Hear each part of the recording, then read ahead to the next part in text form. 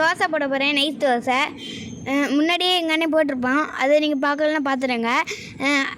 அதோட எது நல்லா இருக்குன்னு கமெண்ட் செக்ஷனில் கமெண்ட் சொல்லுங்கள்.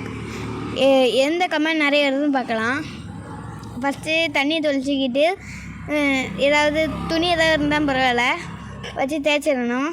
தேய்ச்சி விட்டு தண்ணியெல்லாம் போக்கிட்டு 2 கப்பு அளவு மாவு எடுத்து 2 கப்பளவு எடுத்தால் போதும். கூட எடுத்தீங்களாலும் ஒன்றும் இல்லை, ஏன்னா கட்டியாக வந்துடும். அடுத்து லேசாக தேய்க்கணும். இருட்டி தேய்ச்சா அது பிஞ்சு வந்துடும். லேசாக தேய்ங்க. உங்கள் வீட்டில் இந்த மாதிரி பெரிய கல் இருக்காது, சின்ன கல்லே நைஸாக போட்டு வேணால் செஞ்சு பாருங்கள், நல்லாயிருக்கும். இல்லைன்னா இந்த கடை எங்கே இருக்குன்னா ஸ்கூல் அம்மாண்டியோட ஸ்கூல் தாண்டி கொஞ்சம் தூரம் தள்ளி தான் இருக்குது. எங்கள் கடையில் யாராவது வரலைன்னா வந்து சாப்பிட்டு பாருங்கள், நல்லா சூப்பராக இருக்கும். அடுத்து எண்ணெய் ஊற்றிக்கலாம். எண்ணெய் ஊற்றிக்கிட்டு சுற்றி ஊற்றிடணும், இல்லைன்னா ஒழுங்காக வராது.